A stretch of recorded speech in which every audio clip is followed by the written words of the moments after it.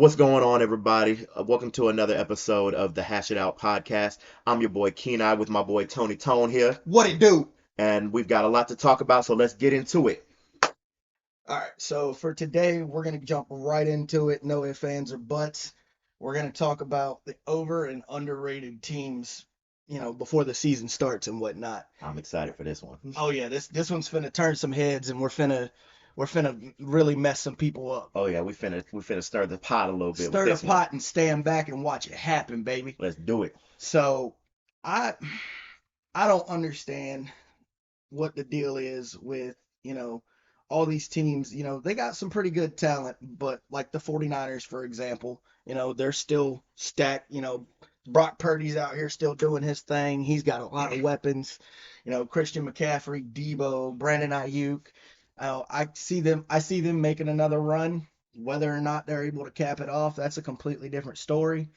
Um, I personally feel like the Chiefs, for one, yet again, year in and year out, are constantly the most overrated team simply because their Lord and Savior, Patrick Mahomes, who realistically isn't even that good. Like, I'll give the man his credit. He balls, but he's just not that guy. I'm like, yeah, you paid him what, 10 years, like half a billion dollar contract. hmm Like, that's coming back to bite them now, I'm sure, because they now that they've lost Tyreek, like, you really don't have anybody that can sit there and help them out. Oh yeah, they're definitely struggling when it comes to the whole wide receiver thing. That's why they're scrambling to just get a bunch of ragtag guys together for Patrick Mahomes to throw to. And granted, that method of execution has been working for them. I mean, they've got three Super Bowls in the last what, five Super Bowls that have been played. I mean, they're having success, and y'all can call us haters on it, but I mean, without Patrick Mahomes, what would the Chiefs be, to be honest? But a team that I think is uber fucking overrated for no fucking reason is the Buffalo Bills. I am so sick and tired of hearing people, analysts, freaking fans talking about how Josh Allen is a top three, top five freaking quarterback, because whenever that list gets talked about, the first three names that come out of everybody's mouth is Patrick Mahomes, Joe Burrow, and freaking Josh Allen. And it's like, for what? Because honestly, Joe Burrow, or not Joe Burrow, excuse me, Josh Allen, prior to Stephon Diggs showing up, was garbage. I remember. I don't know why we act like we have amnesia all of a sudden, but I remember there was a point in time in the beginning of Josh Allen's career that folks was talking about freaking giving him the axe, getting rid of him because they were labeling him a bust. And then they went and got Stephon Diggs, and then all of a sudden it was like freaking we just got hit with the neuralizer, and all of a sudden we forget that his first 3 4 years in the league he was buns, and now all of a sudden Yeah, he's top five, all because of a wide receiver that came along and made him look good. And you got to realize that Stephon Diggs isn't there now. He's with the Texans, and freaking Gabe Davis is gone as well because he's with the Jags. So who do you have to throw to? Because we've already seen, without a star quarterback, without a star wide receiver, Josh Allen is garbage. So I don't know why everybody keeps saying, "Oh, the Bills are going to be Super Bowl favorites. The Bills are going to win the Super Bowl. Josh Allen's going to win him a Super Bowl." No, he's not, bro. I don't believe in that whole. I don't like the whole, oh, breakout player, oh, you're good now, like let's forget about everything that you've done, the recent stuff is what matters. No, I look at the totality of your career, and the totality of your career says that you were garbage until you had one particular person show up. You don't have that person. I doubt that you're going to continue being that same successful person when he showed up. but I I want to get on that, and I want to say that realistically, yes, Josh Allen, didn't have the greatest start to his career. Even with Stephon Diggs, that man turned it around. He had Dalton Kincaid. He had who else? He had Gabe Davis, obviously, and he had a lot of other weapons that really helped him out. And what's our number one thing been? If you don't get a quarterback help, of course he's going to play like ass. Yeah, but Realistically, who runs that offense? The quarterbacks. mhm. Josh Allen made it to where they had those runs. They had those runs where they made the playoffs, and he had those runs where he gave Bills fans hope. Because realistically, look at the Bills' history. Name me another quarterback other than Josh Allen that has done what Josh Allen has been able to do. Because you could give Tyrod Taylor the nod, technically. Yes, You because could give Tyrod Taylor did lead them to the playoffs you at one could give point. Tyrod Taylor his nod, and I'm not knocking Tyrod Taylor in the slightest.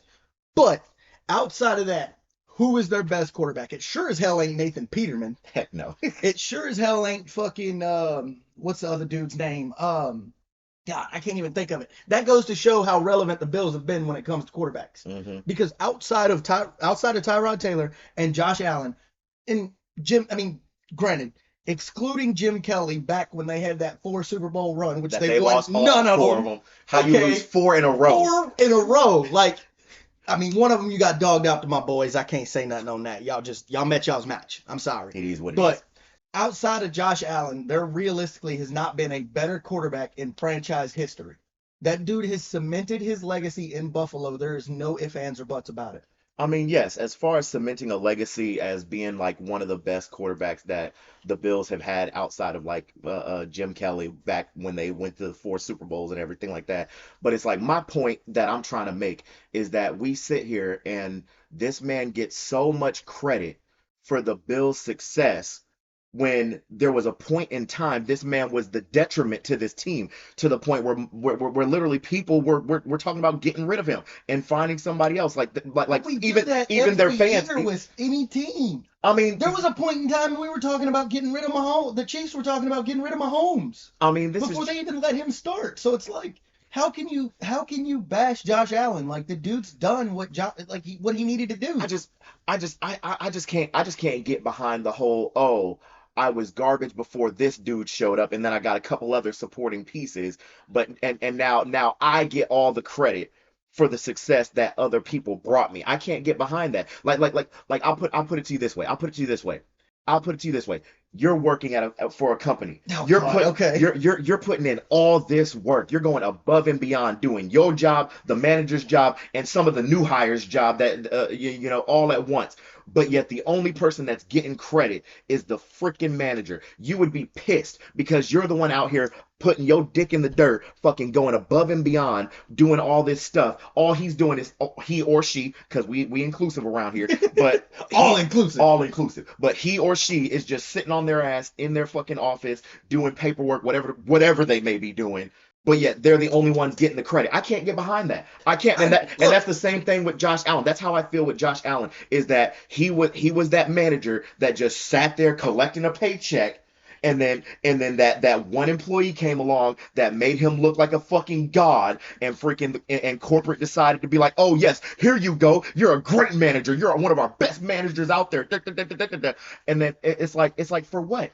Because prior to he was nothing, but now we claim he's something, and for what? Like I just don't have the confidence to say that, for example, Josh Allen without Gabe Davis and freaking Stephon Diggs is going to continue to have the same success as when they were there. There's no way. You're not going to tell me No, that. I'm not. Especially when you look at it, the only what weapon did they have? The freaking rookie wide receiver that they freaking got.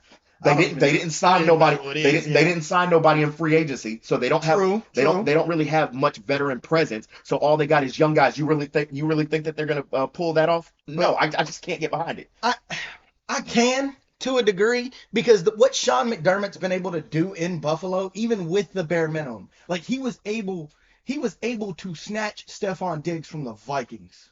True. And you know, for the longest time, obviously before Jay Jettis made his appearance in Minnesota, the Vikings were never going to let go of Stephon Diggs, especially after the Minneapolis Miracle, Oh, where no. they beat the Saints. There was no way in hell that we saw the Vikings getting rid of fucking Stephon Diggs. No. And Sean McDermott, Mr. Silver Tongue, smooth talker, comes in and be like, "Hey, girl, let me get that off for you real quick." And what did it do? It basically propelled the Bills to the top of the AFC East. Yeah. Like, there was no ifs, ands, or buts. Because at that point, you got to think Brady was gone. Yeah. He was on to Tampa. Yep. The Jets were a fucking shell of their former self. Facts. The Dolphins, hell, there was a point in time they were talking about fucking completely getting rid of Tua. Yeah, Tua And was now one in the beginning. Tua's running he's running that offense. Yeah. So, like, yeah, of course you're gonna look good when you don't have any competition. I mean, And Sean McDermott has been able to do that. He's been able to bring, quote unquote, minus the years with Stefan, he brought a ragtag group of guys together without that veteran presence and made it to where they were able to accomplish something. yeah, I get where you're coming from with what you're saying. I definitely understand, but I at the end of the day, I can't get behind the whole Buffalo Bills or the Josh Allen hype train.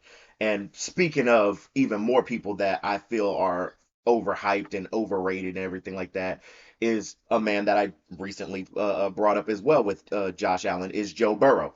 Joe Burrow, I honestly feel like is also overrated. The Bengals in general are overrated. Yes, do they have a amazing offense? Yes. Jamar Chase, T. Higgins, Joe Burrow. When they had Joe Mixon, but it's like their offense was good, but outside of that one Super Bowl run that Which they got hold on, might I add, because I mean, that we're not even gonna go into an, that. an, But an L is an L. They took the L. they took an Cooper, illegal L, and you know it. Nah, see, I like to call it karma because prior to that Super Bowl, Eli Apple was running his mouth, and Cooper Cup said, "Hold my beer, watch this." Facts. So I just call it karma. It is what it is. But Fair.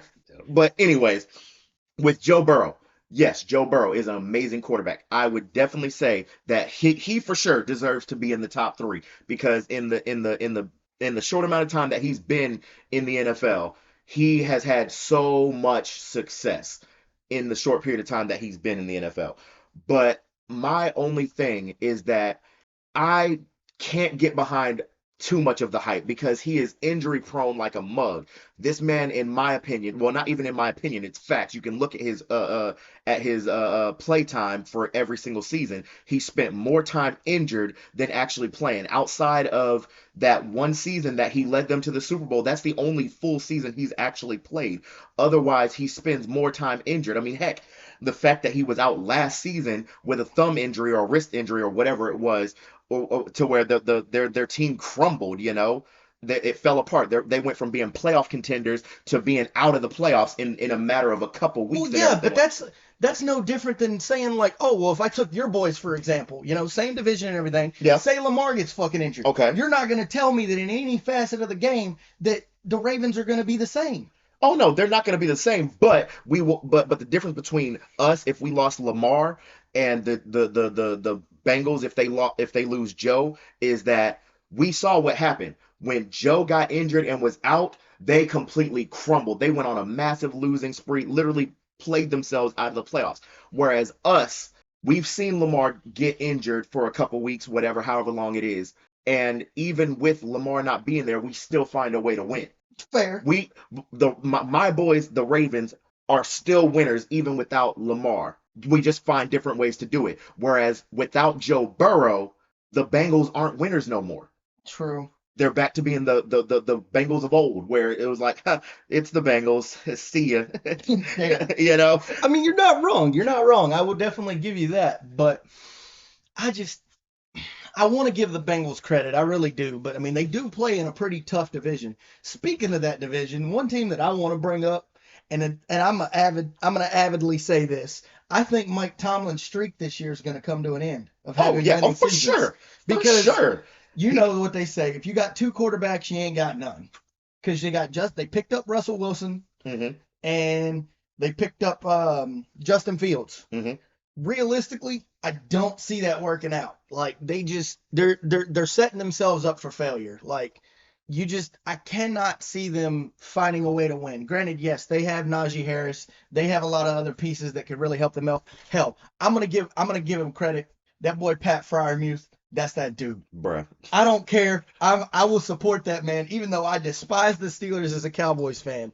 I will give that man Pat Fryermuth the credit because that man is a dog. Okay, and I just I feel like your whole division though is just gonna be turned on its head because realistically, the Browns, dude, they're still holding it the fuck down. They're Yes. realistically, if I had to say, they're realistically y'all's only competition in that division. I mean, I wouldn't say that they're the only because the AFC North, as a Ravens fan, is an extremely tough division. I'd say that it's the toughest division in the league right now because I mean, I have to debate you on that okay, simply because this is one of my teams that I feel like are, they're right where they're at. They're where they need to be. They're in their prime right now. okay, hit me with it. Go to the NFC North. Okay, I'm listening.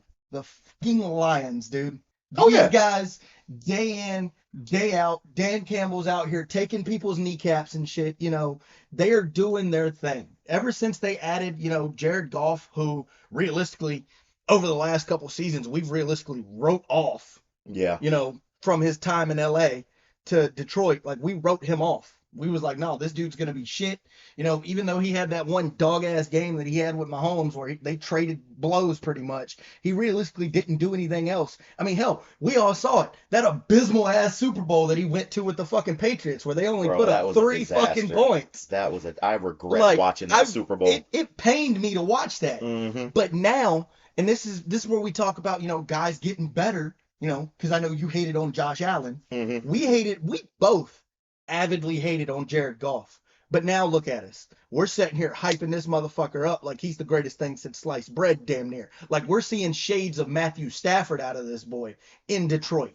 Oh yeah, I definitely agree that, the Lions are definitely a team and the team in general is on the come up. That defense is crazy with Aiden Hutchinson and all them. That defense is crazy. Their wide receiver group with fucking Amon Ra and freaking Jamison Williams and everything.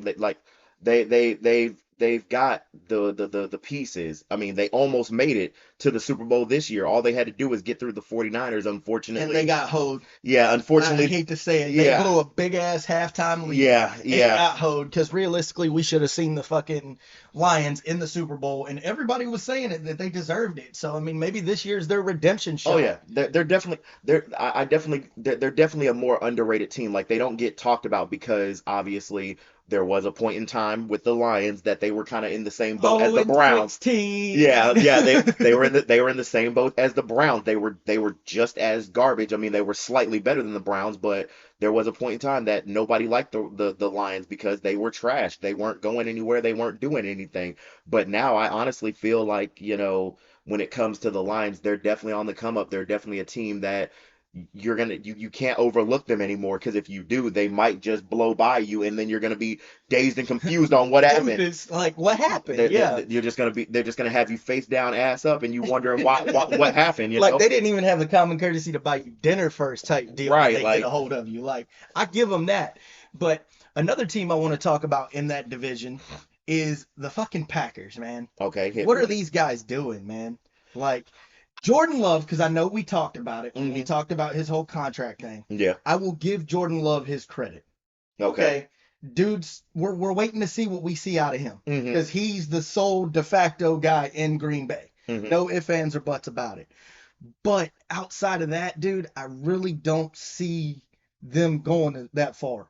Like, the Lions have that division on lock, no matter how you want to look at it, because the Vikings sure as shit ain't doing nothing. No. Like, Well, we got to see what happens they with got JJ McCarthy because it depends if JJ McCarthy does good. If he ends up being as advertised or whatever, then I'm sure the Vikings will be but the fine. guy wasn't even that good in college. Like, yeah, he was good. He was solid for a college team. Yeah, But what I don't. And yes, technically, he won them a natty, yeah. over Michael Penix and the Huskies this year or this past year, technically. But I don't know what Kevin O'Connell's gonna do with JJ, man. Like, it's definitely a different pace from the days of old where we're seeing Kirk Cousins, checking the ball down on 4th and 8. Like, it's definitely gonna be a new offense. But I don't see the Vikings having that quick of a turnaround to where they can compete in that division.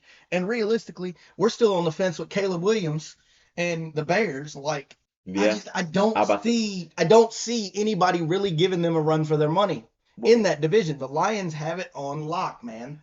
Oh yeah, the Lions definitely have it on lock, but I want to disagree with you on the whole Packers thing. I feel like the Packers have the pieces to still be a good team and continue the success that they had before they lost Aaron Rodgers. Because I mean, realistically, Jordan Love definitely showed that he could take over. I mean, he did take over. He led them to the playoffs. You know, beat Yeah, your but boys in the playoffs. we're not even going into that because You I'm know, still I mean, salty about I that. mean, it Okay. is what it is. He showed that, hey, I can do this do this thing too. I'm not just Aaron Rodgers backup. I was learning. I've been paying attention.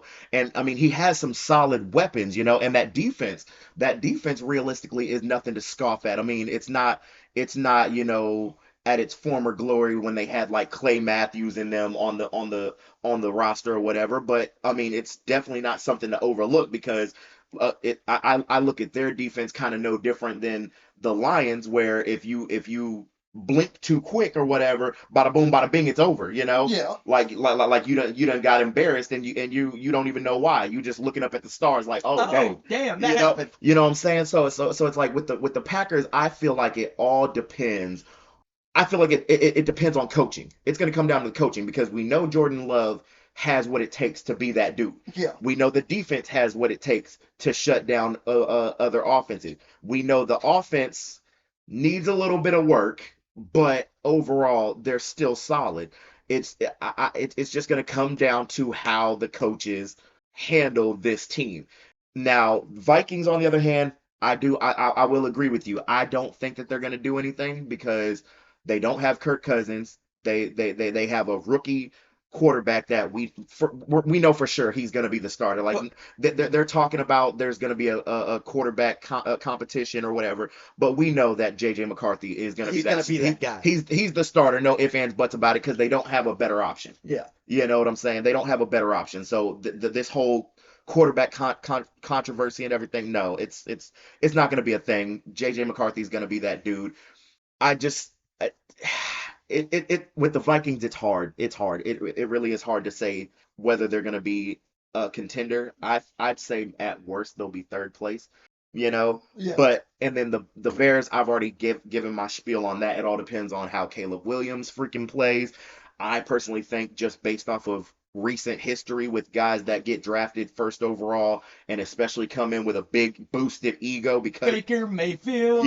it's like I feel like they're gonna crash and burn. They might have a little bit of success, a little bit of glimpses of hope, but for the most part, I feel like they're gonna crash and burn under the rookie. The one thing that I don't understand with the Bears is why they let Justin Fields go.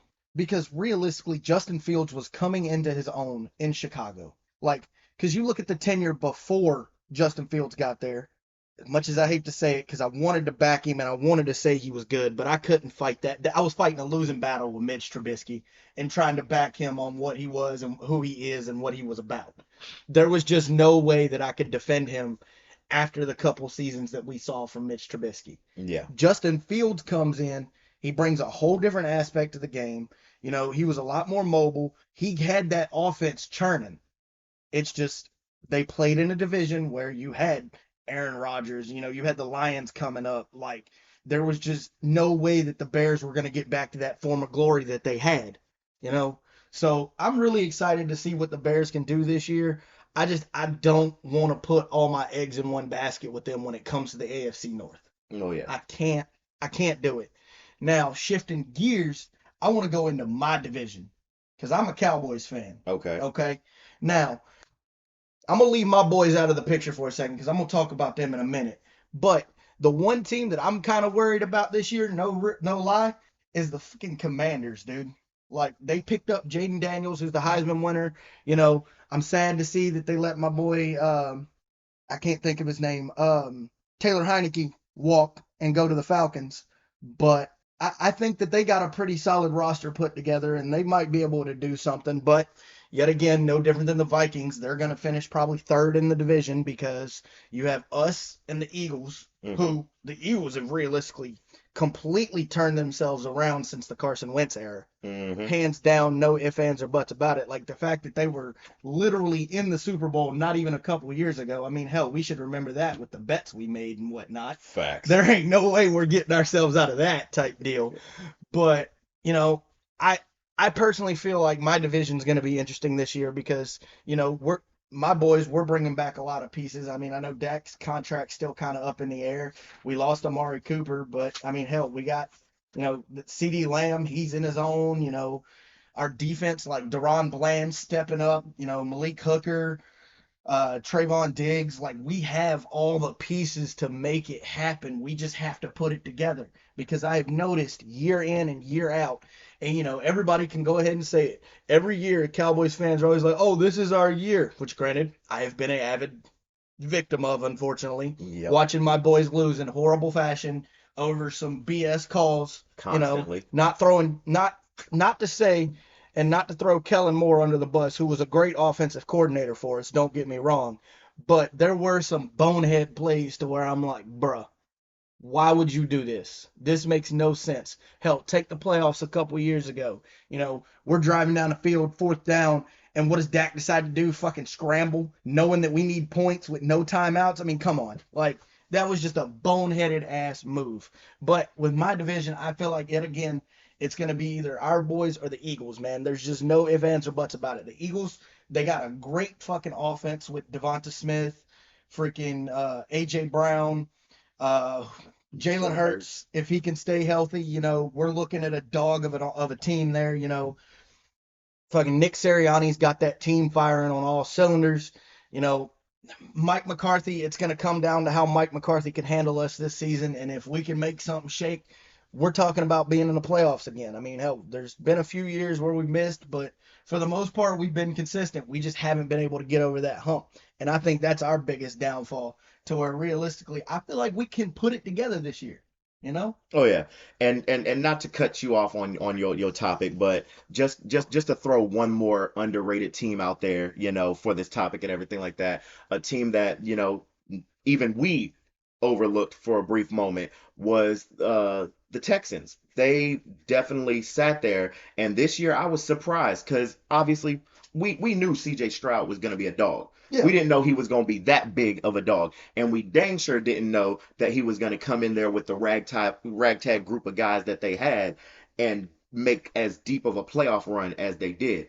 And then you sit there and turn around in this offseason, tell me that they went and got Stephon Diggs, who in my opinion is still like a top 10, top 15 wide receiver in my opinion. Like he's not the dog that he used to be, but he's definitely not somebody to overlook.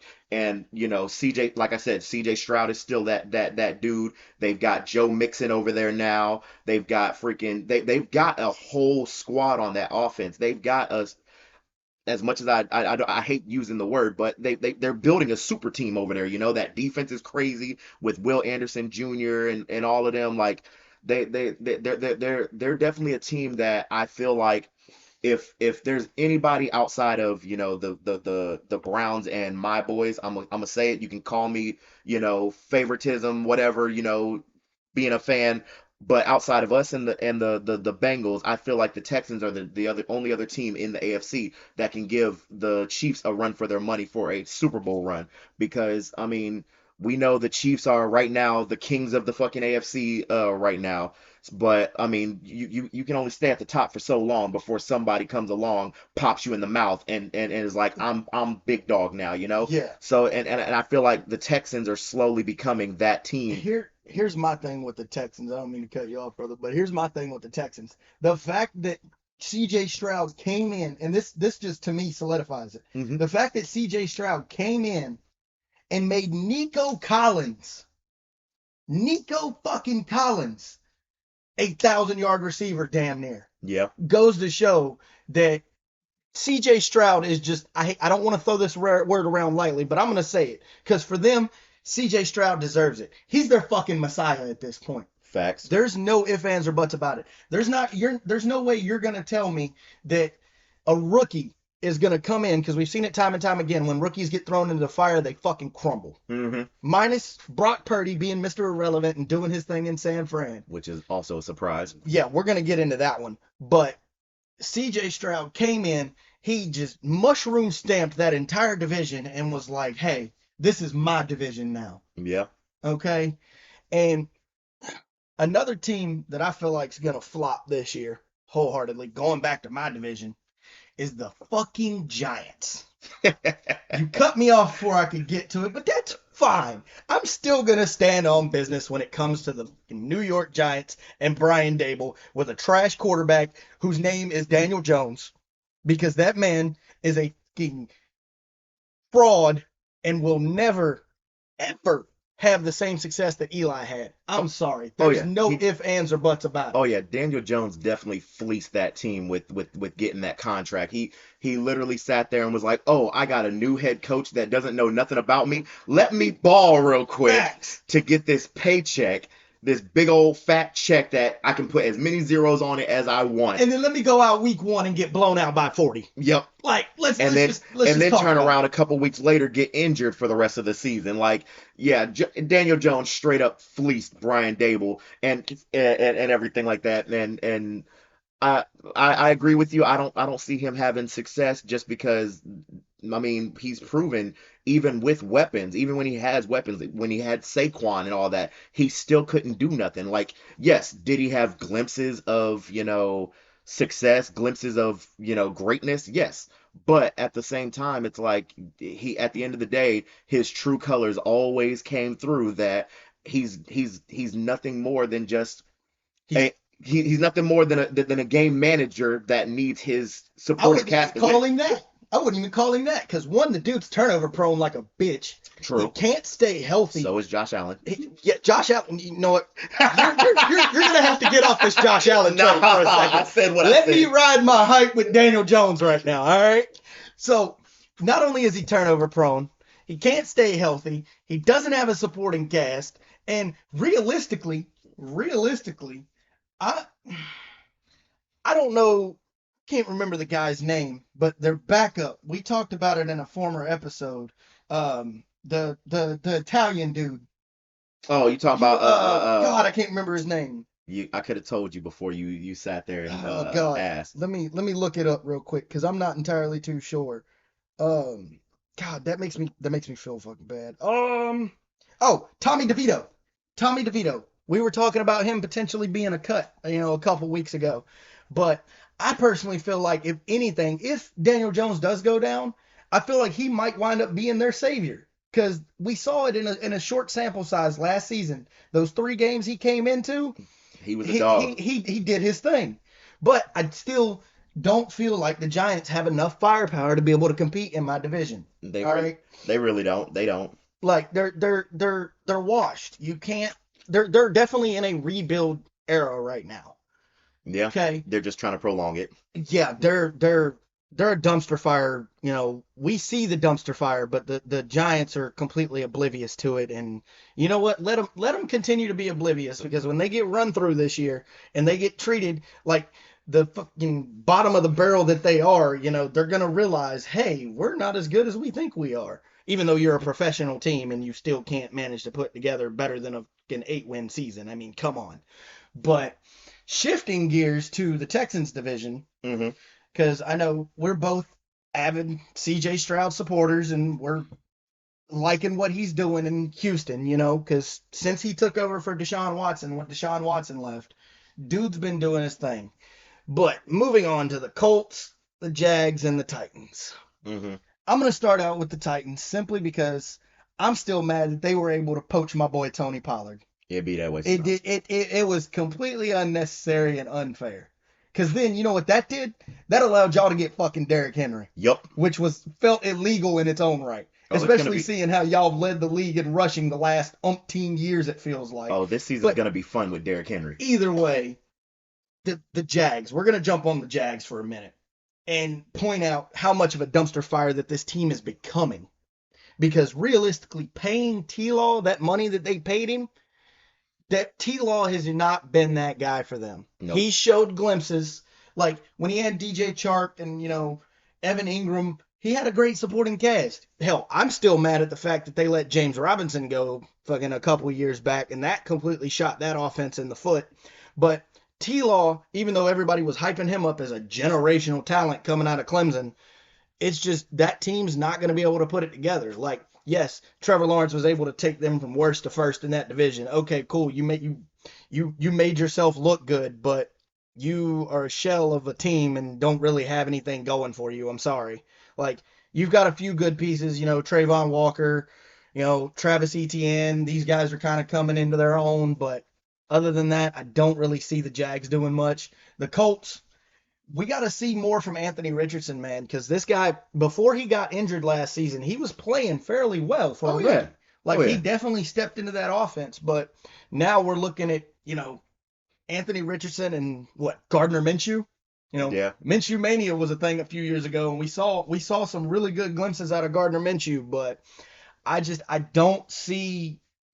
don't really see anybody giving the Texans a run for their money in that division. Oh no, I definitely agree with you on that. Like with the Jags especially, like I mean, the best example of how washed and overrated they are is the simple fact that you went from being number one in your division to losing your division to the team that eventually went on to play in the playoffs. Yeah, so I don't understand the hype behind the Jags. I realistically don't understand the hype that Jags fans give their team because it's like, I mean, you literally went from top of the food chain to bottom of the food chain in a matter of what, 3, 4 weeks? I wouldn't even say that they were top of the food chain, so to speak, because I mean, hell, last season we went and watched your boys come down here and Oh yeah, play we them, stomped them. dude. Stomped them. I don't want to back the Ravens, but if I had to pick, man, it was a shit show. Like, pardon my French, but it was a shit show that time because especially what was the old boy's name? Fucking the running back y'all had. I can't remember his Keaton name. Mitchell. Keaton Mitchell. Yeah, Mhm. he absolutely destroyed that defense Oh yeah. until he got injured, which Yeah, but R.I.P. yeah. Hopefully he got better and he's doing his thing, this season. But like they were not a complete team. There's just no way you're gonna tell me that the Jags are gonna beat any sort of competition in the South this year. Oh no, they're not. And being at that game last year that we went to, it was hilarious watching all the freaking Jags fans, the diehard Jags fans, literally not even halfway through the game were getting up and leaving. Yeah, That was a literally the great other feeling. side of the stadium was empty by the It time was the third quarter rolled it was around. nothing but purple jerseys in those stands. I mean, hell, I was wearing a Cowboys jersey to that game just to stick out because I wanted to do my boys some justice, even though I didn't care. I still got my recognition out there, but it was funny that we bring that up like with the Jags. Like when we was at that game, man, there were so many Jags fans heckling us, talking about how the Ravens ain't shit and this, that, and the third. It's like, well, you've got an MVP winning quarterback for 2 seasons, and that team realistically has done more than the Jags have done in their entire career Yep. or entire tenure as a team in the NFL. Because realistically, the last playoff run that they had was what, 2017, Hmm. when they had fucking Jalen Ramsey, AJ Bouye, and they had that Blake Saxonville Bortles. Blake Bortles, that man Blakey Poo, that dude. We don't even want to talk about that. Like, don't get me wrong. Other than like David Garrard way back when, Trevor Lawrence no different than the Bills. Trevor Lawrence has been their best option at quarterback. Yeah, and that's the No only ifs, reason. ands, or buts That's about it. realistically the only reason why he got that contract is because that was the only option that they had. I mean, what's your other option? Mac Jones, who couldn't survive with the freaking New England Patriots? Hey, I Like, feel come like on there was now. I feel like there was too much weight on Mac Jones in New England Because, because but there's no way you're gonna tell me that you're gonna be like, imagine being that guy, right? That comes in, for example, you wanted to bring up the business aspect of it okay, earlier. I'm listening. You Hit me. come into, a Fortune 500 company, a multi-billion dollar company. Take Porsche, for example. Uh-huh. Porsche. Porsche has been one of the biggest, longest running fucking supercar manufacturers for God knows how long. Hmm. You take that guy that's running Porsche right now, he steps down, you bring somebody completely new into it and expect him to run the company the same goddamn way. You No different than the Patriots. You take Tom Brady, who arguably, as much as I hate to say it, has been the GOAT Hmm. because of what, his seven Seven Super Super. Bowls that he got, even though he got one with Tampa. Hmm. It's like that'd be like taking Jake Paul and expecting him to be Muhammad Ali. It's just not gonna happen. I mean, you're I right. want to hate But at on Mac Jones, but the dude, even with an abysmal offense, did get them to the playoffs. Granted, the Bills like bent them over their knee and smacked that ass, but there's just no way. Like, I feel like Mac Jones is a good guy. He just was not. He had way too much pressure on him. Yeah, but at the same time, it's like you had pressure on you because everything was already in place for you. It's not like he came. I He mean, was working he with did, Kendrick Bourne and Devontae Parker for crying out loud. but at the same time, here's my thing with it when it comes to Mac Jones. You picked up where Tom Brady literally left off. It wasn't like you got drafted into a team that was already in the process of crumbling or anything They like that. were. No, they were. Yes, they I were. mean, they were Because because they Gronk lost was Tom. gone. Gronk was gone. Edelman was gone. Well, Edelman might have been there for a season or two, if that, before he retired. But still, you cannot sit there and tell me that Mac Jones had the same level of offensive production that Brady had throughout his entire tenure. I mean, hell, Well, throughout the entire tenure, no. But if we're talking about, but hold but my on, point hold that on. I'm trying to, go ahead. Look at some of the fucking receivers that Brady was able to have. He had Deion Branch, he had Randy Moss, he had Gronk, he had Aaron Hernandez. You Mm-hmm. know, for Yeah, crying out loud. yeah, He had LeGarrette Blount. uh-huh. Ramondre Stevenson realistically came into his own, Mm-hmm. those last couple of years with him. And it's like you can't say that Mac Jones has had that same type of support. Okay, here's my thing. What? Ramondre Stevenson still with the Patriots. Yes. So he did have Ramondre Stevenson. Okay. Kendrick Bourne, even though he's not top tier, he still played with Brady and won a Super Nelson Bowl. Aguilar too. That's another name I forgot. I mean, yeah, but even still, my point that I'm trying to make is that it wasn't like it wasn't like Tom Brady left the Patriots, went to the Bucks, and then like 3-4 years later, here comes Mac Jones. Mac Jones was already on the team. He just picked up. Quite literally picked up where Tom Brady left off. He literally had one of the teams that freaking Tom Brady played for and won a Super Bowl with. To where, yes, you had the foundation. He had the foundation. The foundation was there. All you had to do was put the building blocks to continue the success, and you couldn't do it. You showed glimpses in your rookie year when you got the little Pro Bowl that you got under your fucking belt, but after that you crumbled because the fact that he got that Pro Bowl, the fact that he got that freaking Pro Bowl goes to show. It literally goes to show that you still had that success. It's not like we're talking a couple years after Tom Brady. You literally Tom Brady left, went to Tampa, and then boom, there was Mac Jones that next season to where it's like you literally picked up where Tom Brady left off and you won a Pro Bowl with the team that Tom Brady left you, and then after that you did Tom Brady a disservice by being trashed. Well, it didn't also help. I'm going back to the pressure thing because it didn't help that the moment Mac Jones got drafted and they took his draft photo or whatever, that people immediately started comparing him to Tom Brady, saying how he was going to be the next GOAT and everything like that. It's like, you can't expect a guy to just step in day one and just, put his dick in the dirt and be like, hey, I'm here and this is my fucking team. No. Because if that's the case, the same thing should have happened with Josh Rosen, but it didn't. So. Yeah, but it happened with C.J. Stroud. Yeah, but that's because C.J. Stroud is built different, and we know that. I mean, I'm just saying, C.J. Stroud did it. I mean, Kyler Murray did it. I mean, Kyler Murray did not do it. Kyler Murray, that's another thing. Speaking of that fucking division, I want to get on Kyler Murray's ass. Oh, boy. Because Kyler Murray, I'm sorry, I don't care how well you claim you might have played or how well Cliff Kingsbury, your fucking savior, that's the only reason you got drafted #1 overall, was because Cliff Kingsbury all but sucked peanut butter through a fucking straw to get you. Yikes. Like, I'm sorry, I can't not get behind Kyler Murray. The fact that this man was literally on the verge of being let go from the team, all because he couldn't put his heart and soul into it, but yet you're going to give this man a $235 million contract because you want to keep him up with the league standard? Fuck that. I'm sorry. The Cardinals are going to be complete ass, especially after losing Larry Fitz. Mm-hmm. That team is shit. They are not going to do anything this year. I don't know. Marvin Harris Jr. Marvin Harrison Jr., yes. But no, he's not going to be that savior. Marvin Harrison Jr. will have a great career. I will speak it into existence now. Yeah. He shows, when he was at Ohio State, he showed shades that he can be a goddamn good receiver. But I'm sorry, I cannot get behind the Cardinals and that trash-ass offense. Yeah. I'm still pissed that they fucking drafted Kyler Murray over my boy Josh Rosen and did him dirty like they did him.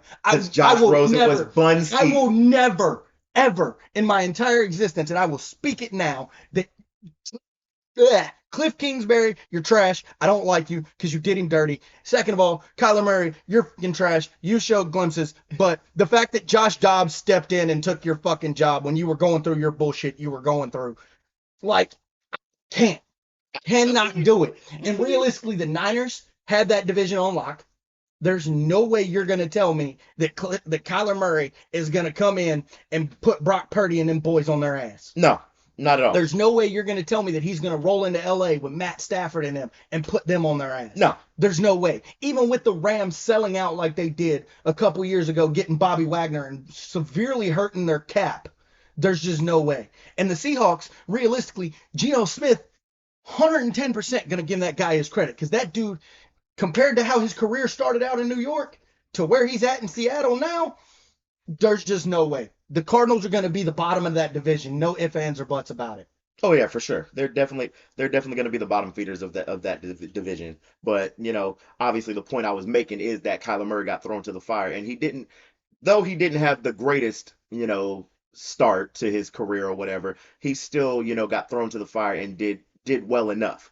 I mean, hell, he did. Not even. I still can't get behind that because the fact that the man was more worried about playing Call of Duty Hey, it be what it than be. being a professional football player, which is what a lot of folks fucking strive for and dream of.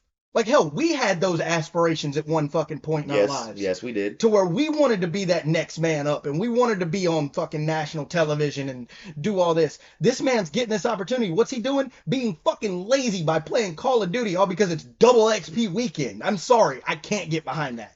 Yeah, I feel you on that. Okay. There's no way you're going to bail Kyler Murray out of this. Yeah, fair enough, fair enough. I give you that one. I give you that one. Like, that doesn't make sense to me. Now, shifting gears, because I know we've been talking about the Chiefs and how they get their credit as, oh, they're the best in the fucking West type deal. Like, no, I'm sorry. If Bo Nix can pull it together in Denver, Oh yeah, we're he's gonna looking be at a threat. completely different division this year. The Raiders, I'm sorry. You're just No. you're done. Like, stick a fork in them. It's Thanksgiving Day. You're done. Aiden Nope. O'Connell's not going to be that guy. Aiden O'Connell could possibly be that guy. He's not going to be. I'm We going to tell you saw now. we saw a couple glimpses from Aiden O'Connell. If they can get it together, I feel like Aiden O'Connell could be that guy because you got to think he still has Devontae Adams. Yes, this is And true. Devontae Adams has been a top 5 receiver over the last few seasons. Granted, Devontae Adams is talking about wanting out now, but if they can pull that together, I think they might be able to pull together a decent season. Not enough to beat the Chiefs, obviously, but I don't see it happening. And then, unfortunately, as much as I hate to say it, I need the song "Arm in the Arms of the Angels" playing because my boy Justin Herbert's gotten done dirty in fucking LA, man. Well, I mean, what do you expect? It's the Chargers. They've been known their entire freaking existence to be chokers. Like, Not I mean, even take that 06-07 season when they had fucking LT in them. That team was destined for fucking greatness. and they didn't make it. So either way, they were choking. Fair. At the end of the give you at that, the end of but the day, no matter what, no Oh, matter no, what era this you is say, the Chiefs or not Chiefs, the Chargers have always been known for choking. speaking of the Chargers, Justin Herbert would have never gotten us started. Tyrod not got stabbed in the lung. We're not going to overlook that at all in the Hey, slightest. I mean, don't. But Hey, Justin Herbert, he's still that dude. I got love he for him. won Rookie of the Year his rookie year, and realistically has been irrelevant the rest of his career. True. Like, I mean, the dude's put up good numbers, and I'm sorry, Justin Herbert, if you hear this, I'm still a supporter. I love you, but you got to get up out of there, my guy. Find a new home. There's a lot of I teams that agree. are hurting for quarterbacks. Please get up out of there, man. I agree. I definitely agree that Justin Herbert definitely needs to get up out of there and find a better pasture to graze in because being with the Chargers or whatever, especially since they got rid of his best wide receivers because they don't have Mike Williams anymore They don't and they have don't Keenan Allen. yeah because they sent him elsewhere, so it's like who do you have? You don't have anybody, so it's like And they got rid of Austin Eckler, too, so they Yeah, don't even so have it's like- Austin Eckler. so it's like pretty much that's the Chargers way of saying, hey, we're going through a rebuild, so be prepared for probably the worst time of your career. Pretty much. So it's like if I were you, Justin, I'd pack up and find elsewhere. There's plenty of teams that need you. The Raiders, Hey, look, if we don't pay Dak, I'll call up Jerry and be like, hey, look, let's go get this guy. Like I'm willing to advocate for you, bro. I really am. But speaking of which, there's one there's one division that we have missed, What? and that's the Falcons in them's division. Okay, Okay. talk to me about it. I'm finna talk to you about it. That boy Baker Mayfield and the Bucks, I feel like are gonna have that division on lock this year. Okay. because the Saints, I don't see it happening. Like, No. Derek Carr's Derek not Carr's really doing not too going to hot be there. that guy. Like, don't get me wrong, Derek. I love you. You did great in Oakland, in LA, whatever they want to call it. Even though I hate that they moved y'all to Vegas, I thought it was the stupidest idea they ever did. But that's neither here nor there. Derek Carr, I still love you. You carved out a great career for yourself. However, your time in New Orleans, you ain't going to be able to fill Drew Brees' shoes. I'm sorry. No. It's just never going to happen. No. We're not going to see that level of greatness from the Saints ever again. I'm sorry. Just not going to happen. The Bucks, the Bucks could use some pieces, but Baker Mayfield has realistically turned his career around since going there. He's gotten them somewhat to relevancy here. You know, like not saying they're like cream of the crop, but they're definitely not bottom half of the league. You know, like they should have been realistically once Brady, quote unquote unretired for like the fifth time Facts. type deal. Freaking the Panthers. Now this is an interesting one for me Okay. because depending on how Bryce Young plays, we saw his rookie year. I mean, hell, It was rough. he led them to what, 2-3 wins? Yeah, it was rough. Like, It and was definitely rough. they don't have Brian Burns on the defensive side of the ball anymore. Nope. That defense realistically ain't it. Nope. Like Brian Burns, they don't have Christian McCaffrey anymore because they let him go to the Niners. Yep. Like, see, Bryce Young, man, you got a lot to prove this year because you realize if you don't play good this year, man, I think that's the axe for him realistically. I don't see Bryce Young getting another shot realistically anywhere if he doesn't play good this year because him and CJ Stroud were 1 and 2 Yes. in their draft when they were coming in. Yeah. There's no way you're going to tell me that they drafted him as high as they did just for him to shit the bed, pull an Amber Heard and leave a turd, you know? At the same time, my only argument to that would be that I feel like they knew that they weren't going to have success with Bryce So then why Young right draft the guy so high? to start the rebuild We because knew of they were in a rebuild since fucking Cam Newton left. true, but at the same time it's like think about it. You had a team that was not terrible, but it wasn't the best.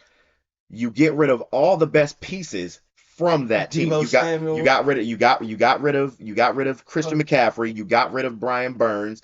You've gotten rid of all DJ your Chark, Curtis Samuel. yeah. You You got rid of all everybody. you got rid of all your major pieces from that team that made it good. Meaning that you've made the executive decision to sit there and go through this rebuild, and then you drafted a rookie number one overall in the draft to be the starting piece to y'all's rebuild. Unfortunately, is Bryce Young gonna have growing pains? Yes, because Well, then if that's the case, you could use that same excuse for CJ Stroud. He should have had growing pains, but what did he do? He turned fucking Nico Collins into a 1,000-yard receiver. And realistically, the first, like 7 weeks of the season, he didn't have an incompletion? yeah, but at the same time, you're gonna sit here and tell me that you're gonna sit there and try to tell me that C.J. Stroud with the Texans is the same as Bryce Young on the Panthers. Both teams were in a rebuild. Yeah, Both teams took a but gamble and did what they did. CJ Stroud should not have been good as he was. But what did CJ Stroud do? Proved he was Bryce Young's daddy, even though Bryce Young got drafted over him. I disagree. I disagree.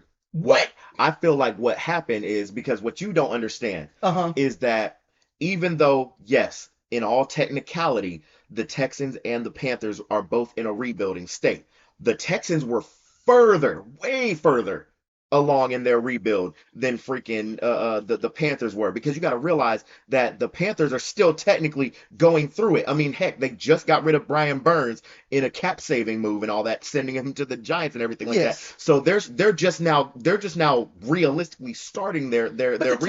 Texans are still in a rebuild too, technically, because take J.J. Watt's tenure in Houston. Okay. They were in a rebuild. They made the playoffs 2, 3 out of the 4 first years he was there, but they were still in a rebuild. This So is you're true. going to say that the Texans aren't technically still in a rebuild? Oh yes, they're still in a rebuild, but with the drafting of Will Anderson Jr. on the defense and C.J. Derek Stroud, Stingley. yeah, Derek Stingley and C.J. Stroud at quarterback or whatever, they just fast tracked their fucking They did. rebuild They like did. dramatically. I will to give where them credit for it. compared to the Panthers where all they did was draft Bryce Young. Like, come on now, come on now. I see Come where on now. I see where you're coming from, but I still say the Panthers are going to be the bottom of the barrel no matter what. Even if Bryce Young turns it around and has even if this man had a MVP caliber season and pulled a Cam Newton and led them 15, like say 15-1 for example, because that's what Cam did. Yeah. Cam came in, you know, put his in the dirt. Like there's a reason he got the nickname Superman. Uh-huh. He was captain save a team Yeah. when he come into Carolina in the late 2010s. So if we could see that level of play from Bryce Young, I will change my tune. No ifs, ands. I will be singing like a canary if that happens. But I tell you, I will sing until the fat lady comes home about Bryce Young. But I genuinely don't see the Panthers turning it around. I give them they're going to be rebuilding for at least the next 5 to 10 years. Oh yeah. No ifs, ands, or buts about it. Now, another one I want to talk about is the Falcons. Okay. With them bringing in Michael Penix like they did, and obviously they brought in my boy Taylor Heineke. As much as I hated when he was in a fucking Commander's uniform, like Taylor Heineke did his thing. Taylor Heineke even took a pay cut to stay there. I don't see the Falcons being that good either. It all depends. No different than the Bears. It all depends on how Michael Penix plays. I feel like they're gonna be. I don't think that they're gonna have like leaps and bounds better, but I feel like they're definitely gonna have a better season than what they have, especially since they got rid of what's his name, Arthur Smith. Yeah. They got Now that rid. Arthur Smith's gone, yeah, Yeah, they're definitely gonna have a because I bounce feel back. I feel like he was definitely part of the reason why freaking they were so rough around the edges because I honestly feel like he was not meant to be a head coach. No, not at all. Not in the slightest. Like that man wouldn't even have been good at a head coach at a geriatric fucking center. All right. Right. So it's like I feel like they're gonna have a better season. Do I think that they're gonna beat playoff contenders? Hell no. No, I don't Hell think so. no. I mean, it all depends on what version of Kirk Cousins they get. Because if they get the Kirk of old that was rough around the edges himself and wasn't that All I great. gotta say is 2-39 in prime time. They're not gonna get a good version of Kirk. Kirk is washed, and Kirk realistically needs to be sitting on a couch in a geriatric center. Like that's the reason Arthur Smith was there. He was helping the geriatrics out. All right, he was giving back to the community type shit. Hey, There's just no way you're gonna tell me that Kirk Cousins is gonna go back to his former glory. Because as much as I hate to say it, Kirk Cousins, not that guy, pal. oh no, no, Not that I'm guy at definitely all. not saying Kirk Cousins is that guy. Like he's definitely stepped up his game over the last couple of His years, game has declined over the but last couple of it just years. depends on what version they get because honestly, the Falcons have the pieces to be a good team. They have the pieces to become a great team. But it all depends on management. That's what that's gonna ultimately boil down to, Yeah. at the end of the day, because they have the pieces. They've got the Kyle Pitts. They've got the Bijan Don't Robinson. even talk to me about Kyle Pitts, bro. Kyle Pitts, realistically, I don't care if you hear this or not. Kyle Pitts, you are not that guy. You've done decent in your starts, but there's no way you're gonna be an Algie Crumpler or you're gonna be able to step up and fill those shoes. Tony Gonzalez, you're not that guy for Atlanta, bro. I'm sorry. I will avidly hate on that. I can't. Look at his first couple of seasons, bro. The dude didn't catch his first touchdown pass till his second season. This But is you were hyped up to be such a red zone threat and the next greatest thing, pretty much the second coming of fucking like I said, Tony Gonzalez. You know, comparing you to guys like Brock Bowers from Georgia, who was a dog and everything else. It's like I don't see Kyle Pitts being that de facto guy. Now, one guy I do see being a de facto guy for them is AJ Terrell. yeah, That man has stepped his game up. No yeah, ifs, ands, or buts about it. yeah. I So definitely agree. I don't know. It's going to be interesting to see how this entire season plays out realistically. I mean, we don't know. You know, guys could play above what we're used to seeing. We could have guys play down levels. We never know. But I think that's pretty much gonna end it off for that one. We do have one last thing we want to bring up. You know, we saw in the news the other day. I know last episode we brought up the whole Kyrie Jackson thing. You know, our condolences still go out to them. But we want to send out our condolences to Jacoby Jones's family. You know, Jacoby Jones was a guy, you know, you being a Ravens fan, you know, he plays a very important piece into you guys' history and whatnot. Oh But yeah. we want to send our condolences out to his family. You know, I mean, the man was still pretty young. I mean, hell, he was 40 years old. Like, that's not really old by any means, No, not really. especially for him to have carved out a good tenure and have done what he did for the organizations he played with, the Texans, the Ravens, and whatnot. But we still don't know what caused him to his unfortunate passing. But we just want to bring up, hey, we're out here praying for you guys, and we hope his family, can get everything together. Oh yeah, and like you said, as a diehard Ravens fan myself, Jacoby Jones has a huge spot in my heart. He was the catalyst to the Mile High Miracle that happened that led us to that Super Bowl that we ended up beating the 49ers in. That Ray Lewis ended up retiring after. He was a pivotal piece to a lot of what the Ravens stood for and were about. He was still a part of the community even after retiring, still showed love to the Ravens, veterans and rookies. Like this man was a good dude, and it's very sad to hear that, he's passed at such a young age, and we send out our condolences to him and his family, and rest in peace, my brother. Yeah, most definitely. I mean, we've seen it time and time again, man. There's been so many guys, and this goes to show, not to take away from, Jacoby Jones, but this just goes to show how old we're getting, man. We've lost a lot of guys that we grew up watching, man. And it's really sad and it pains my heart, but we yet again want to send out our condolences, to him and his family. I know he had a big impact in a lot of communities, even in Houston. He did his thing in Houston, helping the communities out there. So we just want to let you guys know about that. And I think that's going to do it for this episode. And don't forget to like, comment, subscribe, and share this with your fans and friends. If you like the content, leave some comments down below on how you feel about what was talked about today. We love to hear it. Hash it out with us, and we'll see you on the next one. Deuces. Doses.